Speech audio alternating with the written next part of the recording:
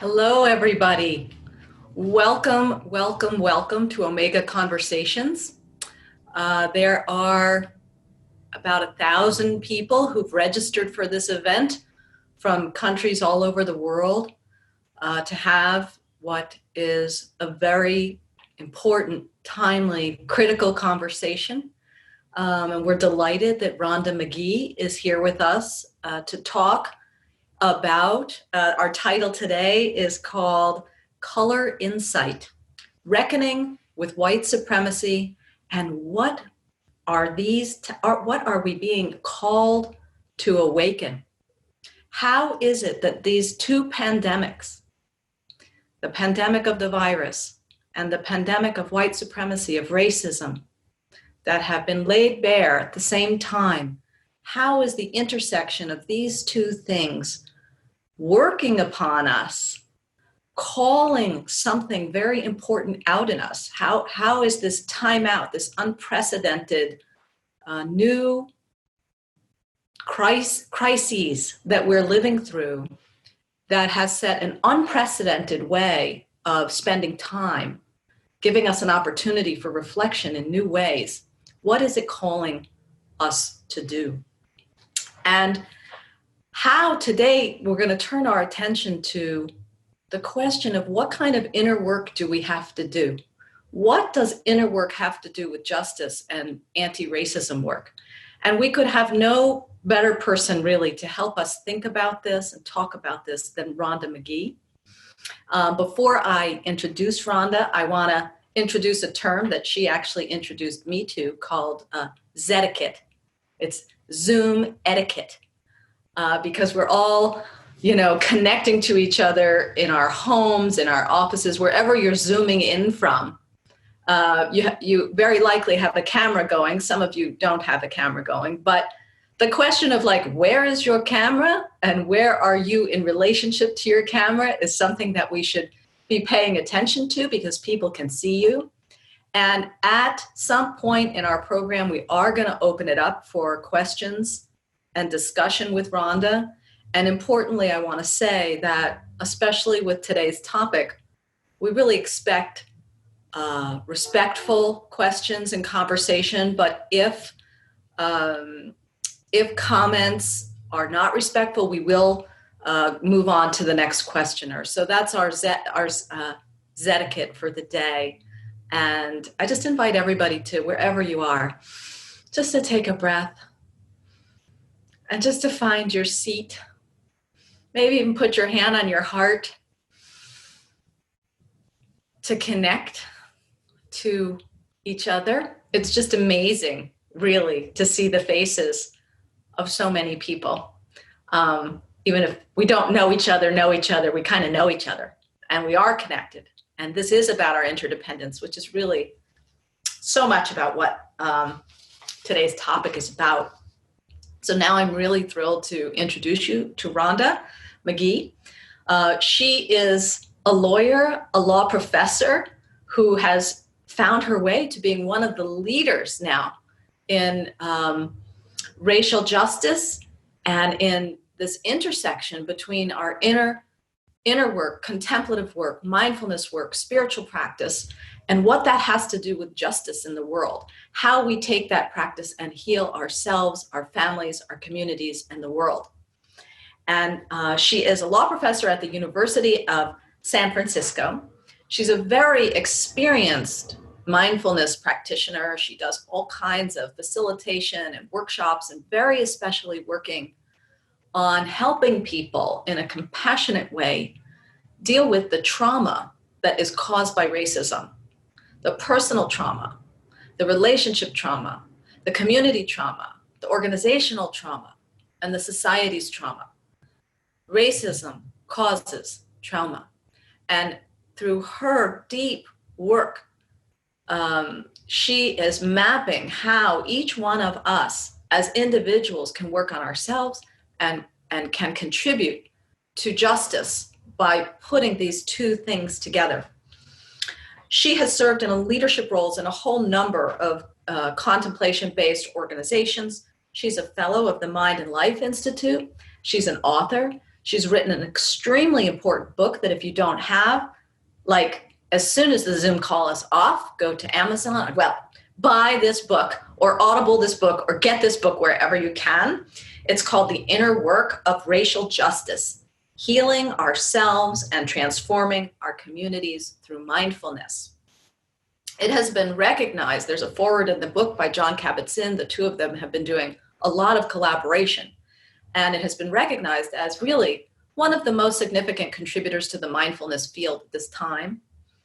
And her work, it's based very much in the US, but she has been traveling actually around the world, talking to companies and legislative bodies who are really starting to turn their attention to mindfulness and inner practice as understanding that this is an important tool for social, political, and cultural change.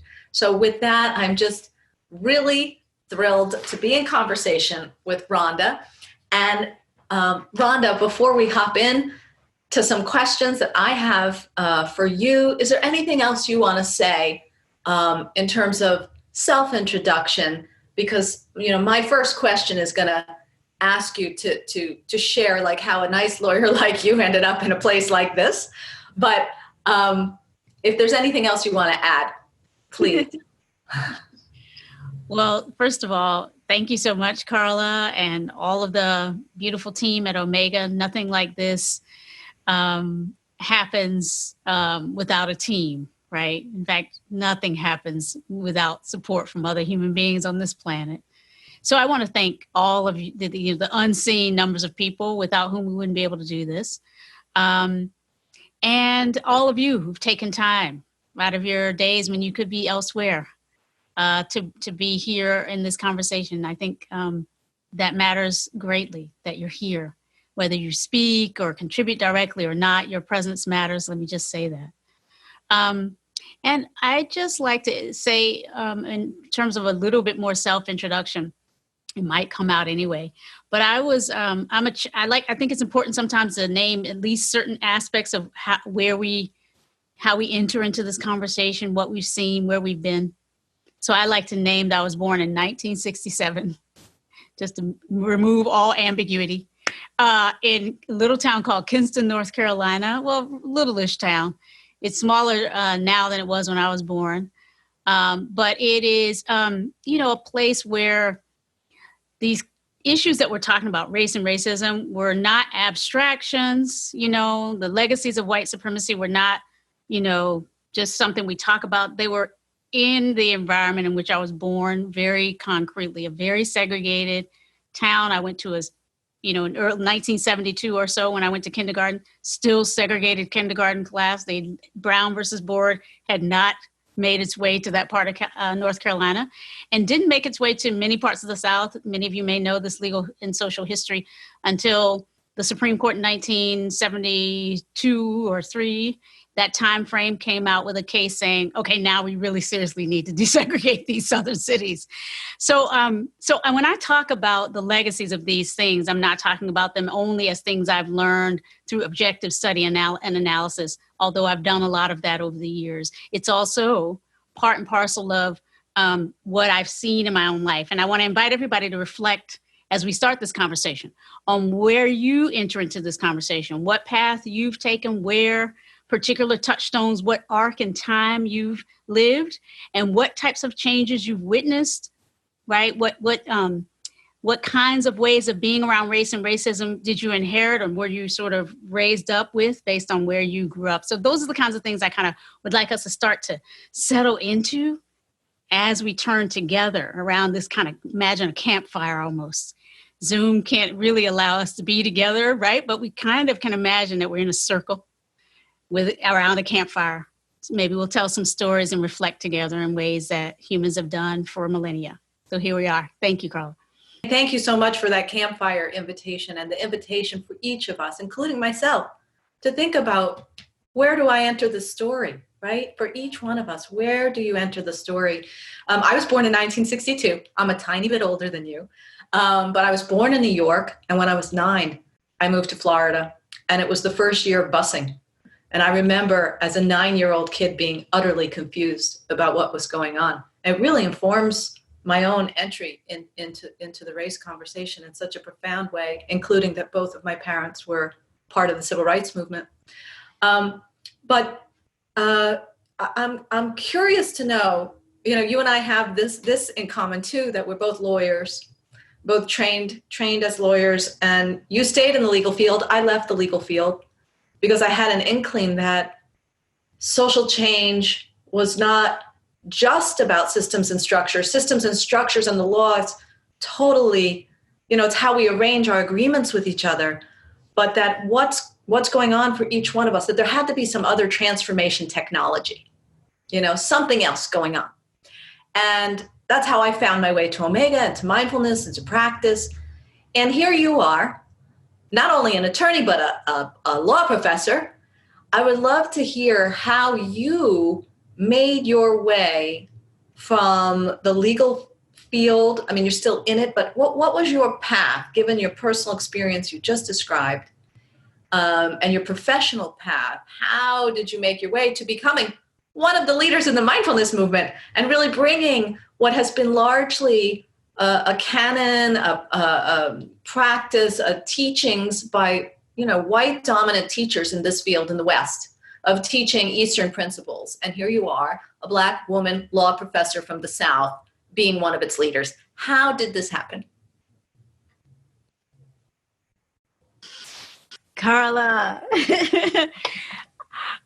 how is the great question, and I won't be able to say it all here, but I will say, I, as I mentioned, grew up in North Carolina.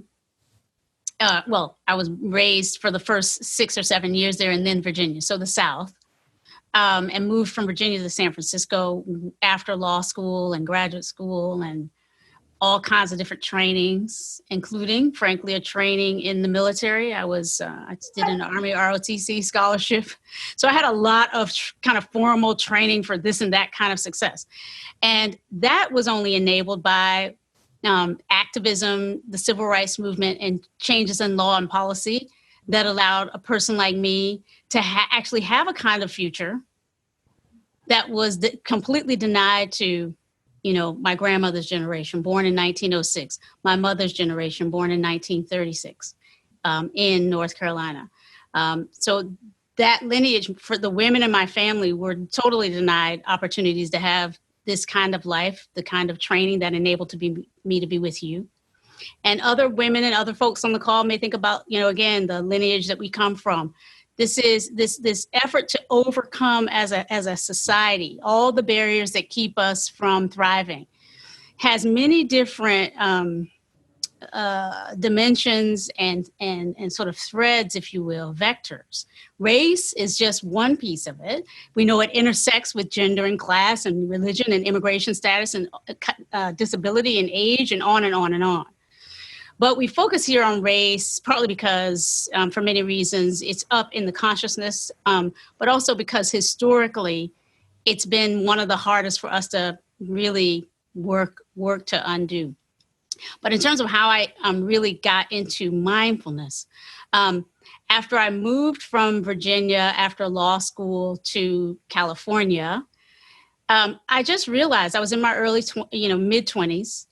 And I've been studying and training and taking advantage of every possible opportunity I could as a woman of color coming up at that time with new opportunities, looking back and seeing how much that had been denied might do. Like I was just like, let me do absolutely try all kinds of things, see what I could do for myself and make the most of these opportunities.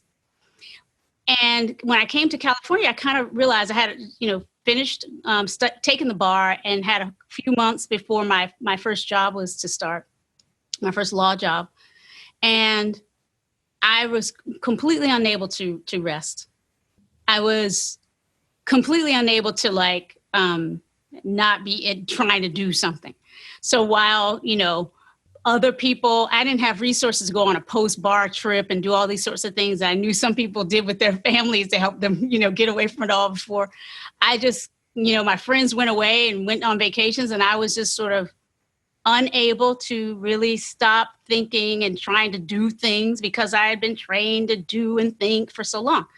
And so somehow I came to, in my consciousness, I had memories of my grandmother, who I mentioned before, who, despite not having all these opportunities like I had, as a little girl, I remember witnessing her get up every day before dawn.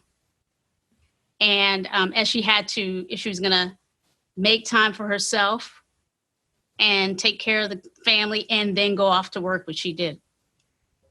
And her work was not glamorous like mine, teaching Zoom calls. It was cleaning houses, and actually one house for one family every day, which we all know is not required, except in a way of like maintaining a certain kind of hierarchy of servant class and caste, right? So my grandmother was going to this one house every day to clean that house or to be of service in a way that, but for the name of it, right, it replicated relationships of slavery in many, many ways. But nevertheless, my grandmother was waking up every day, grounding herself in her own contemplative practice tradition, which for her was Christian prayer based. Mm-hmm. But, 30, 45 minutes of prayer, contemplation, study. And when she would come out of her bedroom after this time of her intense grounding and practice, she had this sort of sense of energy and presence and purpose and ability to just do what needed to be done that I knew I was missing somehow, despite all the fancy University of Virginia degrees, 3 of them, undergraduate, master's degree, and law degree, and the training to be an Army officer. I knew there was something that my grandmother had known about how to bear up in the difficult world and center oneself in one's own value and worth and contributions that I had not been reinforced to know, despite all these conventional ways of training and study. So I started to just think about like what would be a path for me to kind of get to a place that seems similar to the place my grandmother had reached in the way of dedicated, disciplined practice as a support. And, for me,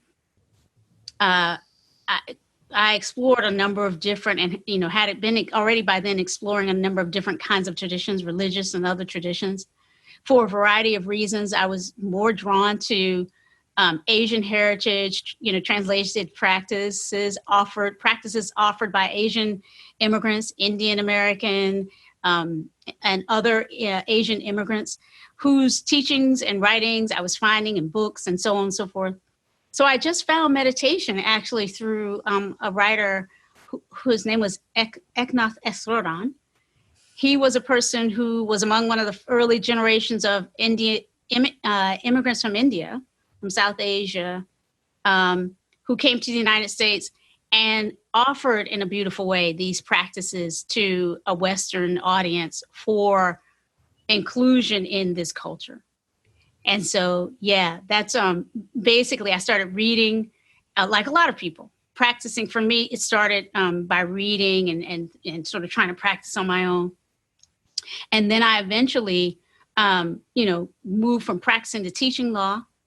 And in the course of that, kind of went through a little bit of a dark night around, because I had by then been doing my own personal practices, deepening yoga, meditation, and, doing different things to increase a sense of meaning in my work.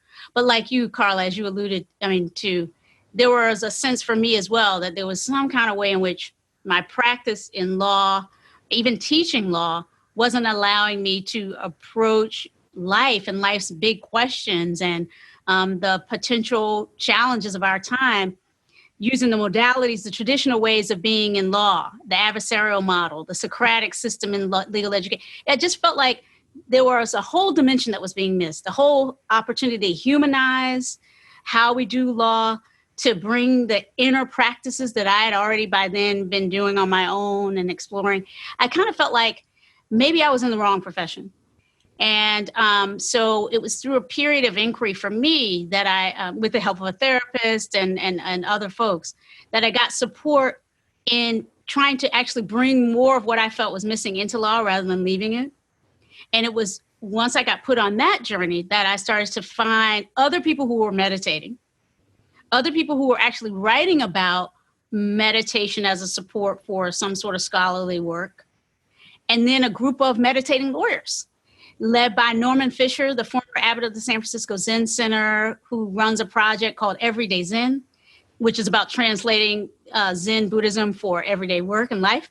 And he has been the guiding teacher of this little sangha, little practice community of lawyers and law professors, a judge here and there, but a law-focused community.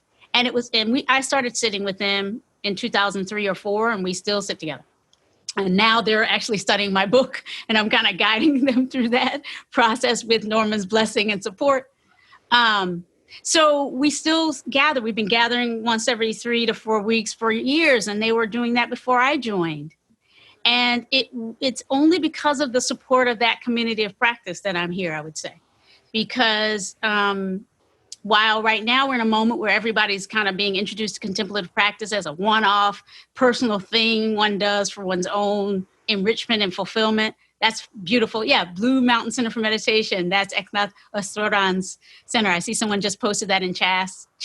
So that first book that I found, Eknath Esoran, he started a meditation center out here in California, Blue Mountain Meditation Center. And again, part of that flowering of offering, right, of Asian heritage practices, not the only set of heritages from which we draw when we say contemplative or mindfulness, but certainly important. So all of that, I'll just finish up by saying, the meditating community, the community of practice that I found was really important because eventually, after some years sitting together, 2003, 4, 5, 6, somewhere along the way, Norman Fisher started suggesting to us we could really explore together how to offer these practices as a support for lawyers, because we had been doing it in our own little juicy way for years. But what if we, looking at some of us as law professors, some of us as judges, some of us practicing law, what if we were able to bring this into what we were doing right then and there? So we started thinking about what it would look like to ask for permission to create a class at law school that would include mindfulness as a support for becoming a lawyer. We started looking at offering meditation retreats for lawyers. The judge in our group started thinking about ways to kind of create a space in the courtroom or trainings for other judges. So really, it was because of Norman's beautiful encouragement and support and that community of practice, right? So many ways that being in relationships with others like that, right? We don't do things that look like we're doing alone. No one's really doing it alone. We're doing it because we are embedded in networks that impress upon us that what we're doing has value, that we have support, people have our back. So that's how I ended up here. Wow.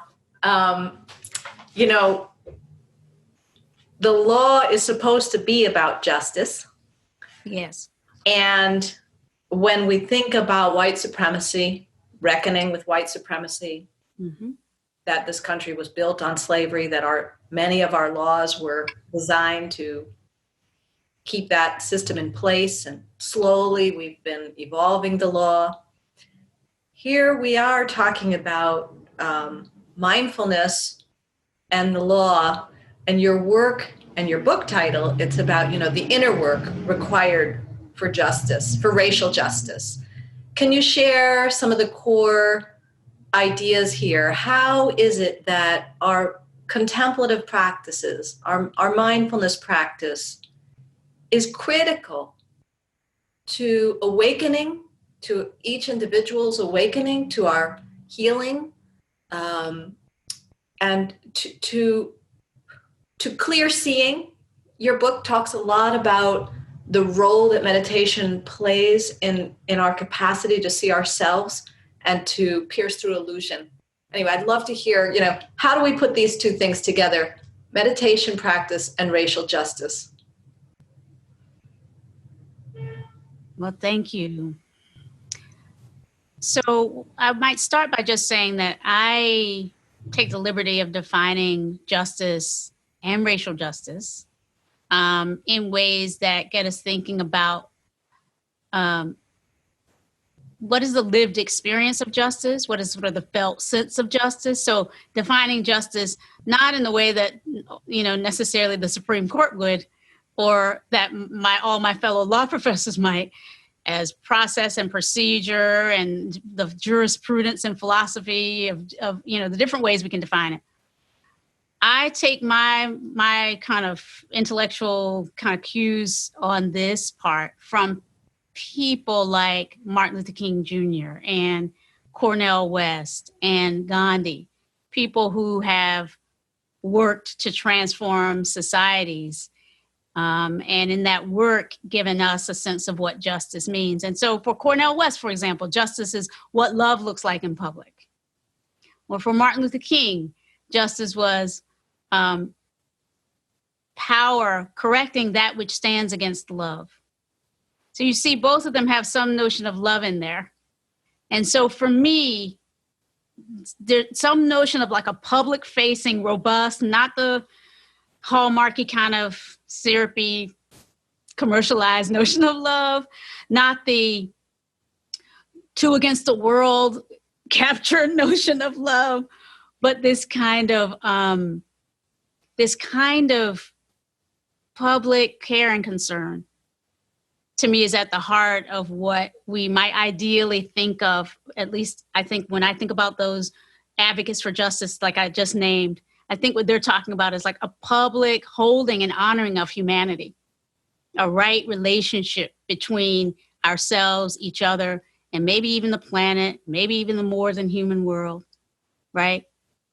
So I define justice as love in action, you might say, and racial justice as love in action to alleviate the suffering that racism causes us all. So really inviting us to think about, okay, what is the suffering that racism causes us all? And that is a huge inquiry in and of itself. I saw someone ask maybe for a meditation practice around releasing judgment and bring about more racial justice in individuals. Yeah, I mean, so yeah, it's back and to intersect this with your broad prompt, Carla, about what justice is. Yeah, justice, love in action. And as respects racism, for the alleviation of suffering that racism causes us all. And for me, I think about justice not so much as a noun or a thing that we arrive at and we're done, but as more of a verb, in action. And as processes and practices by which we kind of come in, greater alignment with what it might feel like and look like to bring love, a public, a kind of a caring response to racism.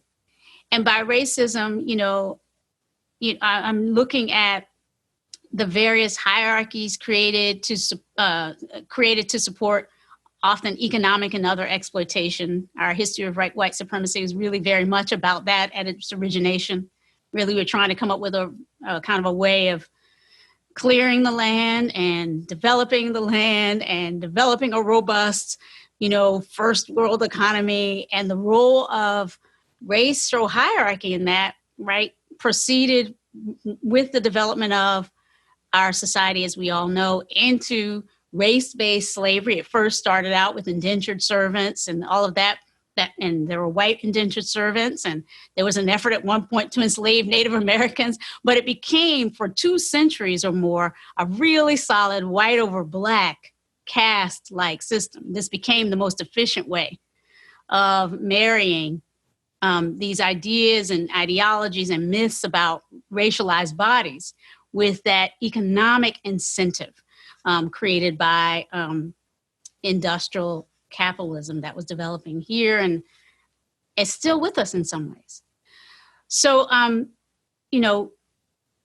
for me, racial justice bringing awareness. You're asking, yes, Carla, you mentioned in my book, I talk about these two prongs that I think mindfulness and contemplative practice all necessarily bring to the fore. Awareness on the one hand, compassion on the other. I see a question of why should Black people have to love? I don't know why any particularly racialized person should have to love. I think it's a question of, again, from the perspective of contemplative practice, love or compassion being probably one of the only, I won't say only, but let's just say the ethical call to care arises out of rightly seeing the interdependence of our relationships with one another, with ourselves and the planet, first and foremost. Right? We don't all, although, so I have a question. If everyone suffers about racism, why isn't it dissolving? Because we're not all suffering equally. We're not all suffering equally. So to say that everyone suffers is not to say we're all suffering equally. So so right away, part of this project is about expanding our capacity to hold complexity. So we can say that racism is causing suffering to all of us, and also understand it's actually causing a lot more suffering for some people than others. Does that make some sense? We know this. This is what it's been doing historically. In fact, part of what white supremacy and like white privilege and the notion of privilege tied to some races being more valued than others, a function of that is to create kind of an illusion of like safety from vulnerability in a system that is really harsh for a lot of people. The system, there's not a lot of safety nets. We're now realizing that in a different way during the pandemic. So there's a lot of vulnerability for all of us. Whiteness and white supremacy has been a way of creating a kind of a false consciousness around being safer. And then seeking to enlist folks who are protected by whiteness to kind of turn a blind eye to the heightened vulnerability that non-white people suffer in this system that's throwing off suffering for all kinds of people. Rhonda. So that's a lot. Yeah, right? no, that's so helpful. And I think I'm going to ask you, people are asking for practice. I am going to ask you to lead us in a practice in 1 minute. I want to ask you one more question. Then you'll lead a practice, and then we'll get to some community questions.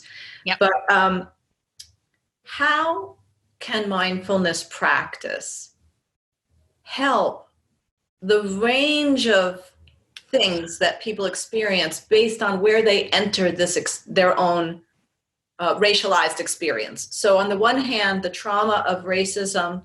On the other hand, the fear and now where we are diving into these conversations or tiptoeing into conversations, there's a lot of fear and anxiety. People are going to say the wrong thing, or, how can mindfulness practice help across the spectrum, help with trauma, help with anxiety, help with stepping forward anyway?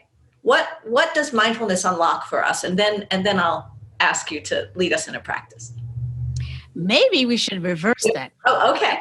All right. Maybe we should have a practice or do a little bit of practice. And then in that place, we can come back to this question. Great. Perfect. Please lead away. Okay. Let's do. And again, I have been trained in cultures of practice that use implements like a bell. I know we don't necessarily, all of us necessarily need such a thing. But if you're willing to experiment with this supportive implement, I'm going to ring the bell. And the invitation is to let this bell support you in pausing. And then I'm going to invite and ask everyone to kind of pause the chat for now. Our administrator might actually pause it for us. So, and I'm going to ring the bell and do some light guiding as we go.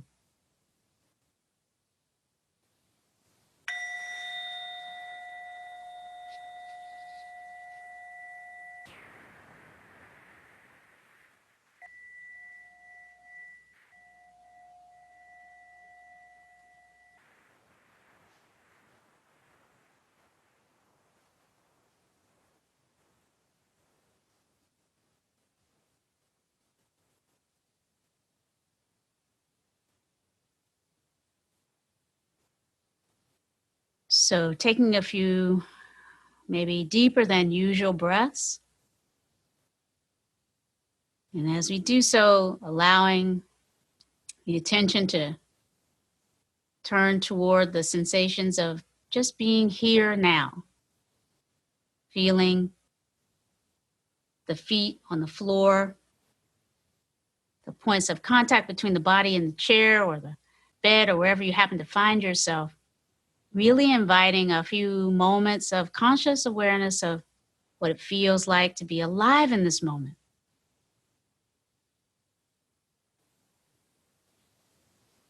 So as we breathe together, gently just resting on the sensations of sitting, again, feeling the points of contact between the body and the earth, this earth which we all share in this moment. In fact, in every moment that we live,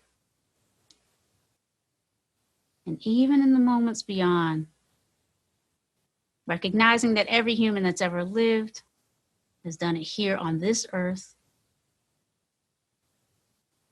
And so in a very real sense, as we sit and as we breathe this air, without which we could not survive, without the benefit of the air that we breathe, recognizing at the same time we depend for the quality of air that we can breathe that is healthy enough. We depend on so many different things that we don't create. We are radically, in that sense, interdependent. So just gently as we breathe in and out, maybe noticing the impact of a conscious breath on the body, feeling what it feels like to breathe in, to breathe out, allowing for the next few moments anyway, your thoughts to just rest on the sensations of breathing, picking up on the in-breath or the out-breath, wherever you happen to find yourself, and continuing to follow along for these cycles, these few moments.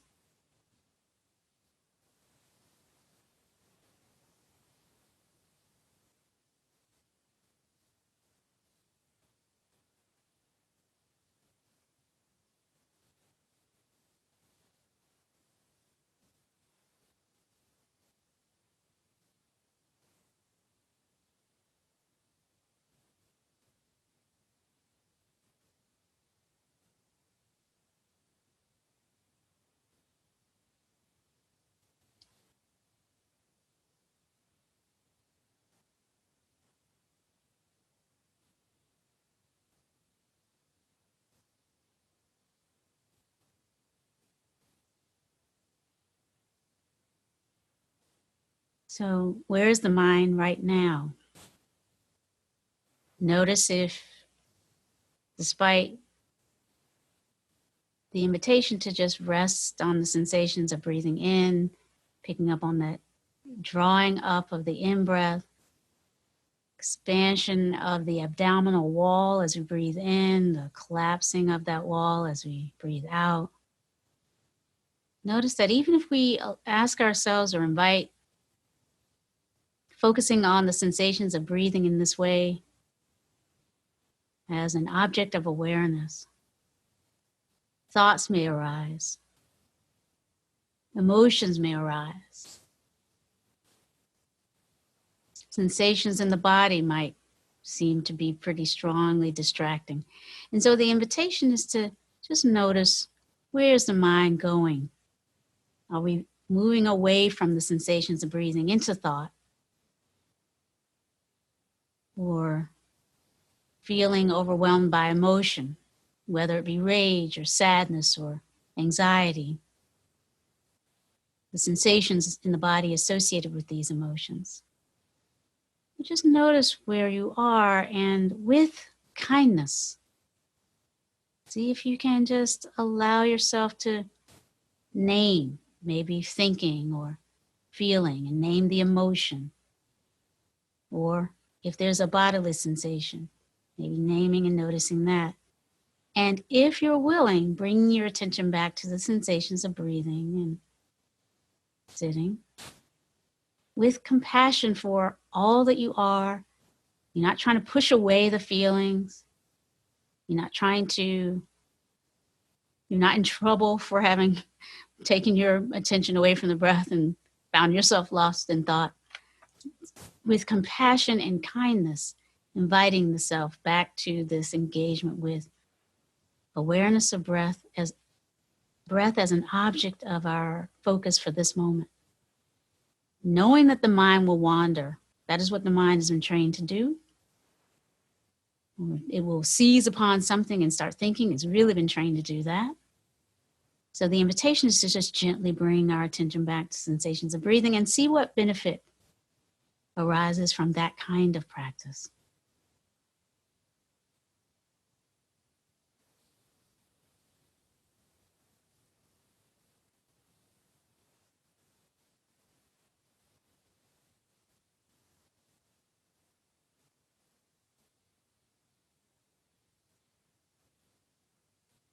On the next in-breath and out-breath cycle, I want to invite you to, if there's any way in which these reflections, this conversation is difficult for you, or if you're carrying any particular challenge, suffering in any way, see if it helps again to place one hand over the heart, maybe one hand just beneath the belly button.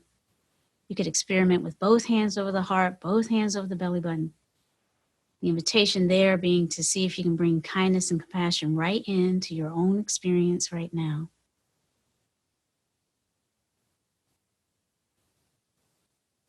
Recognizing that these are difficult times in different ways for so many of us.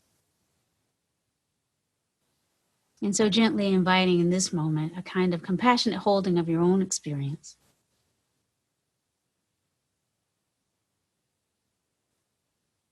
Noticing what is well within you, even as you acknowledge that there's maybe some suffering at the same time. See if you can expand your awareness to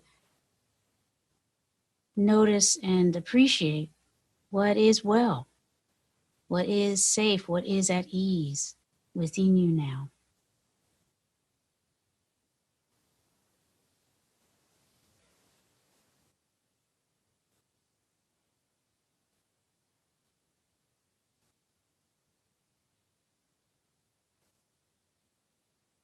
And if anxiety persists, you might experiment with calling now a visualization practice in, visualizing a place or a person with whom you have felt completely safe. You might see a face or a particular location coming into focus. And the invitation here would be to make that image as vivid as possible right now. The body knows how to do this. In a certain sense, the visual imagery, if you can allow yourself to call it forth or support yourself and putting yourself in a place where you felt really safe or with that person, or maybe it was a pet, inviting again what we know in our body about having been nurtured, safe, connected, loved, bringing that forth as a support when anxious moments arise, and cultivating the capacity to ground ourselves in compassion for ourselves.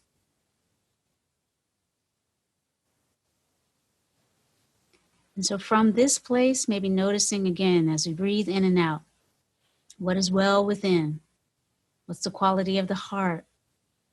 What are the sensations associated with this memory or this placing oneself back into that space where you felt nurtured? And see if perhaps on the next in-breath and out-breath, we can expand the sensation of this throughout the body. Maybe starting from the soles of the feet, imagine breathing in and up through the feet, through the body, all the way up to the crown of the head. And really seeing if you can imagine. Again, this is a kind of a visualization, imaginary practice of expanding the sense of what is well within you to encompass the whole self right now.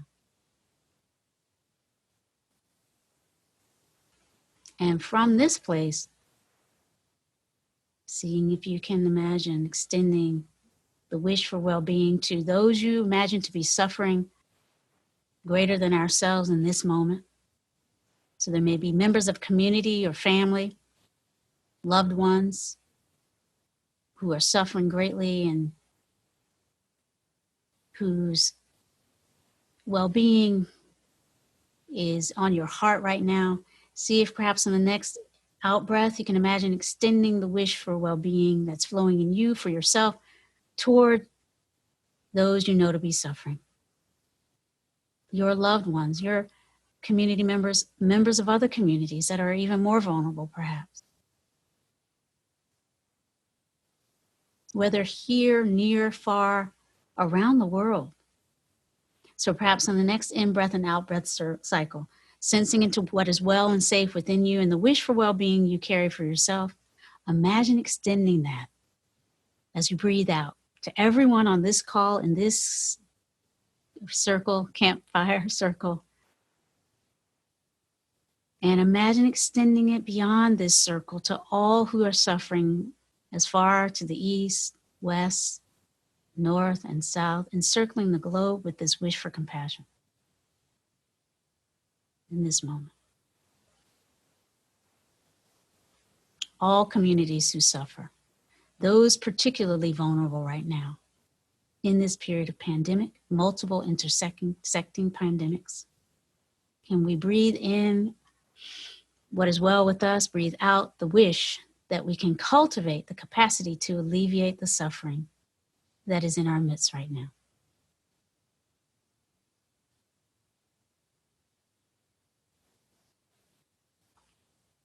So as we prepare to shift out of this meditation, this period of formal practice, I will ring the bell, and I want to invite allowing this bell to support us in shifting kind of into this informal practice of being in awareness and compassion in this conversation with ourselves and with each other along the journey of awakening together.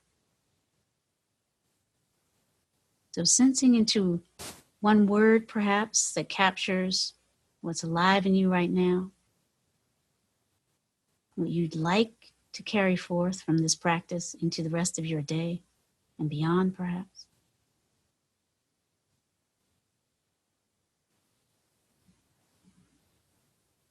May you be filled with loving kindness.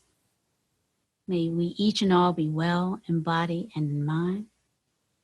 May all those who suffer be safe from inner and outer dangers.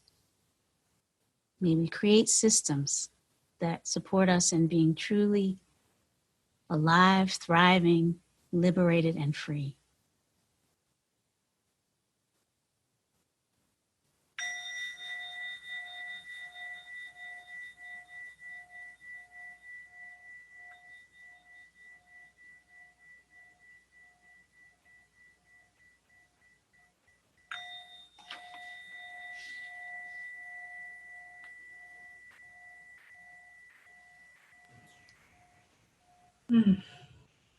Thank you so much. You did bring in the answers to my questions. So I think we should, in the very few minutes that we have left, like to turn it over to the audience to ask you some direct questions. And the way we're going to do this, everybody, is you can raise your hand. And if you have a question for Rhonda, you can raise your hand. And we have somebody back there who's going to help me call on people. And while we're making that happen, giving you a chance to raise your hands if you have a question for Rhonda, I do want to say one quick word about Omega, because the pandemic has had a huge impact on us. We had to close the campus, as many of you know, which is why we're hosting these calls to stay connected. But that has had a crushing blow on our capacity to support ourselves. And we are, as of this moment, really fighting for our financial future. We're dependent completely on contributions at this time. So if anybody's on this call, if you agree like we do that, we're sort of needed now more than ever to be in a practicing community together. And if you can have the capacity to support us, at the very end, there'll be a card of how to make a donation through our website, eomega.org. We have a campaign that we've launched called Forward Together, and we would absolutely appreciate any contribution you can make. So in terms of you're supposed to raise your hand in the participant window. Have people done that? Are you raising your hand in the window? Do you know how to do that? I'm getting we're doing text and Zooming. Or put a question in the chat, or raise your hand physically and we'll look for you. Raise your hand physically if you. I see a hand raised. Let's go with Juliana Roosevelt and unmute yourself, Juliana. I wanted to thank you all, and thank you, Rhonda. I particularly love your integration of so many different aspects of training in your meditation. And do you find that really helps in, I'm asking you this also as a facilitator, but that really helps in connecting when you're working with different groups of people and bringing up uncomfortable topics like racism, or how do you feel about this, or how do you fit into this? Yeah. So when you say bringing in different aspects, you mean like compassion practice? Yeah, compassion practice, the bell. I mean, there's so many different ways in which we all practice. Yes. And I wonder, you seem to be very intuitive, and I have a sense that also is what helps make it possible for people to be comfortable in sharing within these in this very large conversation that we're now all having intimately and within community, and hopefully globally. Yes, thank you so much. Yeah, I do think relying on a lot of, first of all, my own experience. I've now been offering, helping create spaces and facilitating conversations around race for, more than 20 years. So I have a lot to draw on in terms of having done a lot of things and tried a lot of things. Mm-hmm. And, I started teaching law classes where we're talking about race and law and the history of these things, and how, movements for justice and all of the things that have worked and haven't worked and the cases. And I just started to see that was not going to cut it. If we were going to really move us into a place of not just kind of this sort of model of battling back and forth and arguing and trying to get some political advantage of one over the other. But if we were really going to try to transform, if we're really going to wake ourselves up, we probably needed the benefit of these interdisciplinary teachings about how we regulate emotions, what's happening with the body with the threat response, right, by virtue of the words of some of these conversations, and what's in the air. So absolutely relying on the neurobiology and neuroscience of wellness, and what we know about how loving kindness and compassion practices, for example, actually have been shown to help create greater capacity to have conversations about difficult matters. We know that when people come together to talk about these issues, we often forecast and defend. We forecast that it's not going to go well. We throw up a lot of defenses. Robin DiAngelo's book about fragility is one perfect example. I mean, fragility is not something we're born with. This idea of white fragility is kind of a nice way of raising our consciousness of what can happen in these conversations. But, Professor DiAngelo is basically saying, ideally, we develop some kind of stamina, not that we just sort of know about fragility and stay in it, but develop stamina. My work is about how we develop that stamina. So moving from learning about fragility, learning about racism and anti-racism, and the beautiful writings of Ibram, Professor Kendi, and so many folks are helping us learn about these things. How do we develop the neurobiological capacity to deal with the emotional and cognitive dissonance, to deal with the triggering reactions, the potential for trauma that can come up? Mm-hmm. these practices can help us with that. Research has shown that. So yes, I very intentionally and intuitively draw on a range of different practices, but I really feel that it's about creating an ecology of what we call justice. As I said, it's not just one thing, it's about many different things. It's about personal, how we engage in practices for personal justice, taking better care of ourselves, interpersonal justice, treating each other with kindness and respect as we try to do this work and hold each other accountable to make the world a more fair and just place for everybody. So can we be with each other in the work of justice in a way that makes manifest what our hopes for justice are? That's the question. We don't want to like do whatever it takes to get to a place of justice and then look back and see that we've crushed another generation of people in the process. No. Can we start from some sense of what justice looks like in our own body, right? And then move into a way of being in the work that makes real these aspirations for justice as a manifestation of how we are together. So compassionate awareness is very important in that. Thank you. We have about 3 to 4 minutes left. There's a comment. We don't have hands raised, it seems, but there's an important comment in the queue addressed to groups like this from Liz. When I take part in diversity groups with white people, too often I find white people focus on telling stories about their own family. So I'm gonna, and not be vulnerable to say how am I as a white person exhibiting racist behavior. So I wanna acknowledge that I am a white person on the call with my own blindness and vulnerability.